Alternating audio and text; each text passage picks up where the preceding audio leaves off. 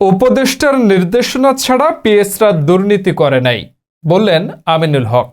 S M রফিকের তথ্য ও video চিত্রে দেখুন বিস্তারিত। অন্তর্বর্তী সরকারের উপদেষ্টার নির্দেশনা ছাড়া পিএসরা দুর্নীতি করে নাই বলে মন্তব্য করেছেন বিএনপির কেন্দ্রীয় ক্রীড়া বিষয়ক সম্পাদক ও ঢাকা মহানগর উত্তর এর আহ্বায়ক আমিনুল হক।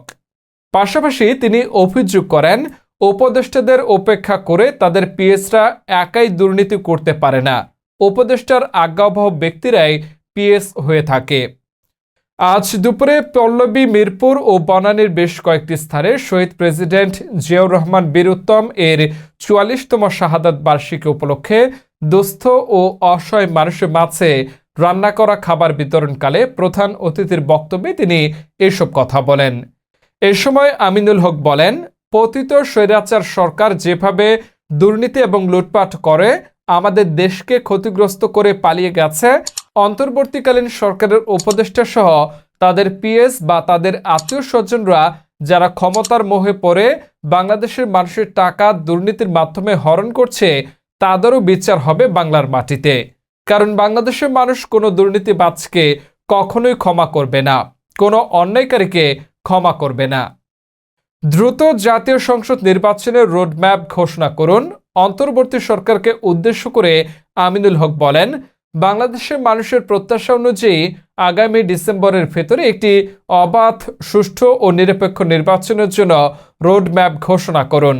কারণ বাংলাদেশের মানুষ দীর্ঘ ১৫ বছর ধরে অপেক্ষা করছে। তারা ভোট দিতে চায়, তারা তাদের নাগরিক অধিকার প্রতিষ্ঠা করতে চায়।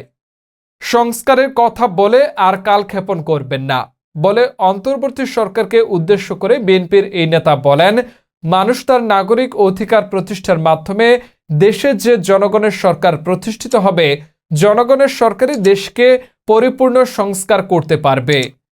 দেশের বিরুদ্ধে সকল ষড়যন্ত্র মোকাবেলা করার আহ্বান জানিয়ে তিনি বলেন, আওয়ামী লীগ যা করেছে আমরা তা করব না। আওয়ামী লীগ দুর্নীতি করেছে বলেই তারা জনগণ থেকে বিচ্ছিন্ন হয়েছে।